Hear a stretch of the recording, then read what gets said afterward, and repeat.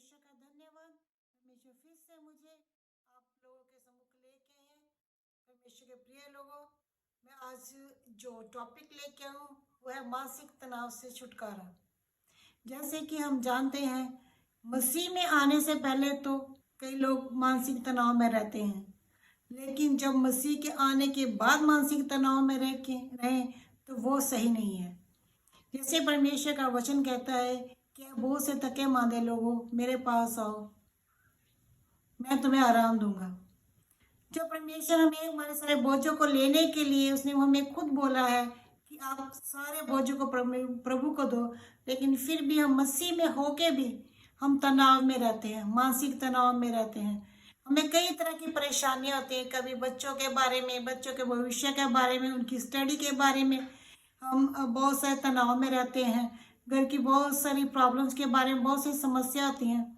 लेकिन आपको पता है कि आप परमेश्वर के बीच में होके भी अगर मानसिक तनाव में रहते हैं तो आप परमेश्वर का अपमान करते हैं, आप परमेश्वर का अनादर करते हैं। ये इसलिए होता है क्योंकि आपका विश्वास परमेश्वर में बहुत कम है। इसके लिए प्रार्थना कीजिए कि प्रभु आपके विश्वास को बढ़ाए। जो जो आपका विश्वास परमेश्वर में बढ़ेगा, आप इस तनाव से बाहर आएंगे। और मैं आपसे ये कहती हूँ कि जो अविश्वास, या तो आपका विश्वास कम है या आपके अविश्वास के कारण ऐसा होता है कि आप मानसिक तनाव में रहते हैं, या आपका वो हाल है। जैसे मैंने एक एक औरत के बारे में कहानी सुनी है कि एक बार एक बहुत बुजुर्ग औरत सर पे काफी भारी भार लेकर जा रही थी। तो एक युवक आता है, उसको उसके पास गाड़ी होती है, कहता है उस बुढ़िया औरत को, कहता है कि आप मेरे गाड़ी में बैठ जाइए।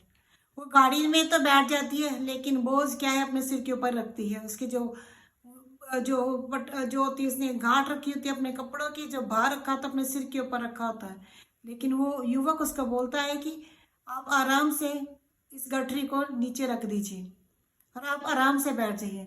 इसी तरह से हमारा परमेश्वर पिता हमारे बोझ लेने को तैयार है। वो हमें बार बार कहता है कि अपने बोझ समेत दो, लेकिन हमें कि हम परमेश्वर की प्रार्थना करते हैं, वचन पढ़ते हैं, आराधना भी करते हैं, चर्च भी जाते हैं, प्रभु की आज्ञाकारी में भी रहते हैं, पवित्र जीवन भी जी रहे हैं, फिर भी हम मानसिक तनाव में रहते हैं। ये अविश्वास के कारण है, आपके विश्वास की घटी के कारण है, और आप परमेश्वर का अनादर करते हैं। आप परमेश्वर पर विश्वास कीजिए, उस पर भरोसा कीजिए। वो आपको प्रेम करता है, वो आपको कभी भी मानसिक तनाव में नहीं रहने देता। जैसे कि परमेश्वर का वचन हम पढ़ेंगे, परमेश्वर अपने वचन में कहता है भजन 22:24 में, क्योंकि उसे दुखी को तुच्छ नहीं जाना और न उसे घृणा करता है। जब एक दुखी मनुष्य परमेश्वर के पास आता है तो परमेश्वर उसे तुच्छ नहीं समझता, उसका आदर करता है। प्रभु उसे घृणा नहीं करता, उसे प्रेम करता है, उसे हृदय से लगाता है, उसके बोझों को लेता है, और उसके बाद परमेश्वर उससे अपना मुख कभी नहीं छिपाता। आगे लिखा है इसका, ना वह उसे अपना मुख छिपाता है, और उसने उसकी दुहाई दी, पर जब उसने उसकी दुहाई दी तब उसने सुन ली।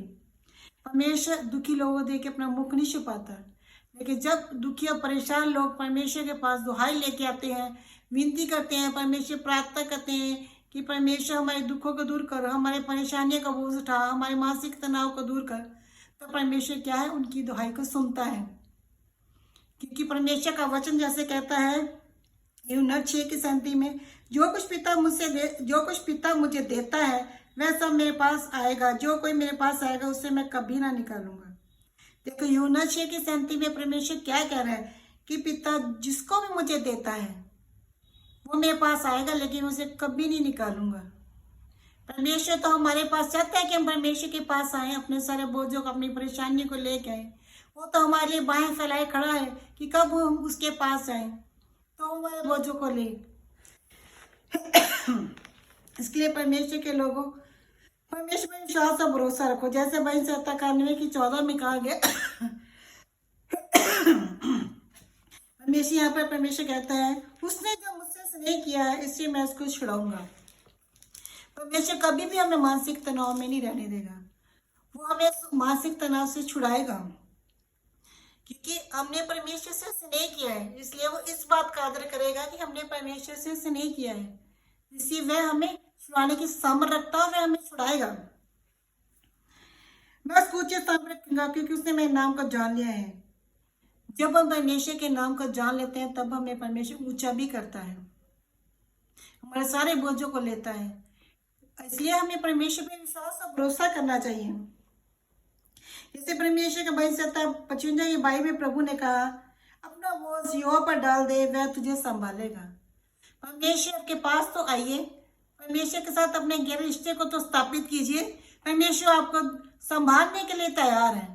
आपको परमेश्वर के पास पूरे हृदय से, पूरे विश्वास से आने की जरूरत है, भरोसा रखने की जरूरत है, उस पर निर्भर रहने की जरूरत है।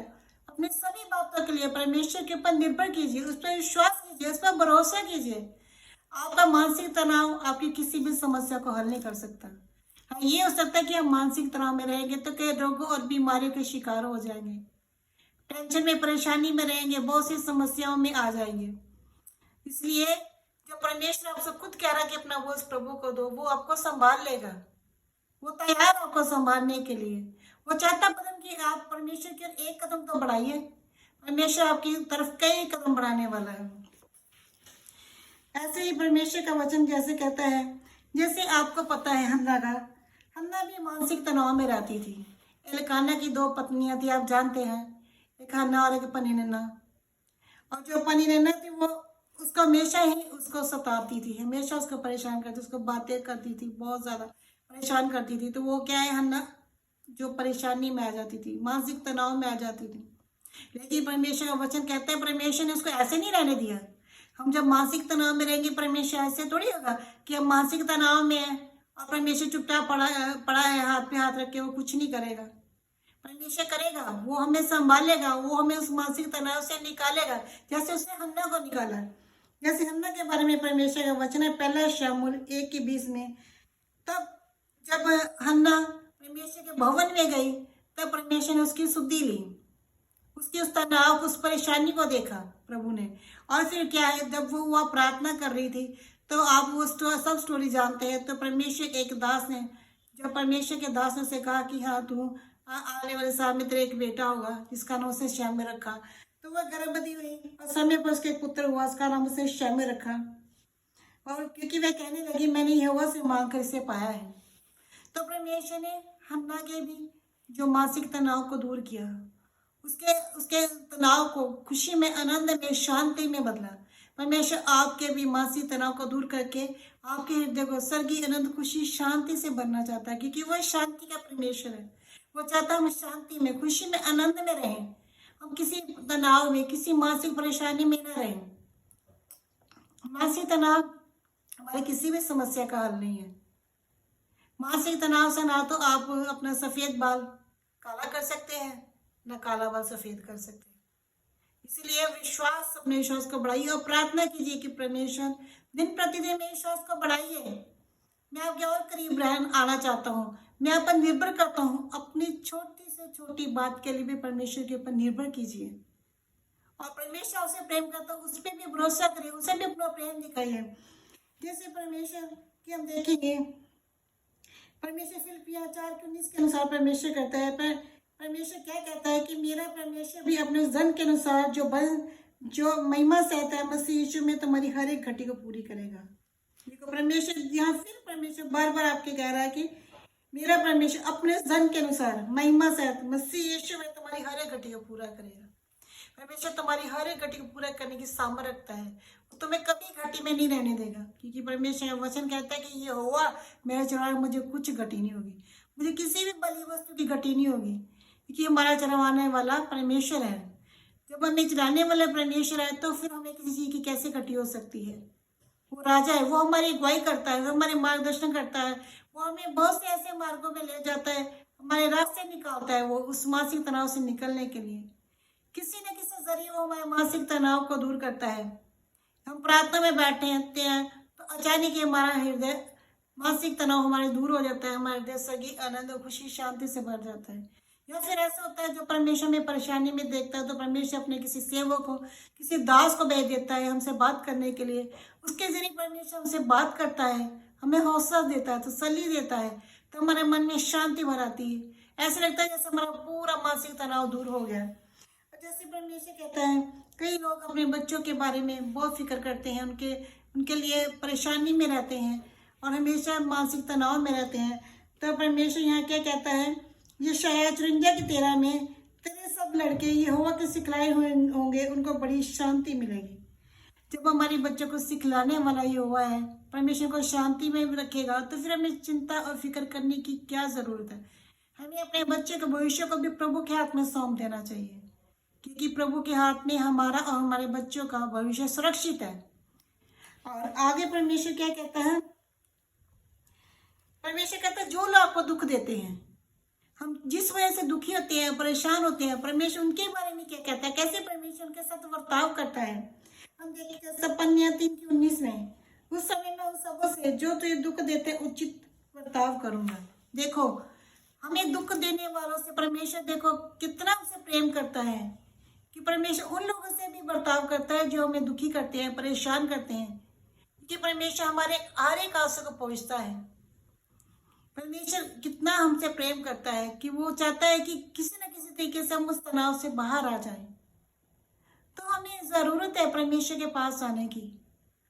जब हमें ऐसा होता है, मानसिक तनाव में हम कब आते हैं, जब हम प्रार्थना से दूर होते हैं, वचन से दूर होते हैं, आराधना से दूर होते हैं, चर्च कभी चले गए कभी ना गए, प्रार्थना की ना की, वचन पढ़ा ना पढ़ा, आराधना की ना की, कोई बात नहीं।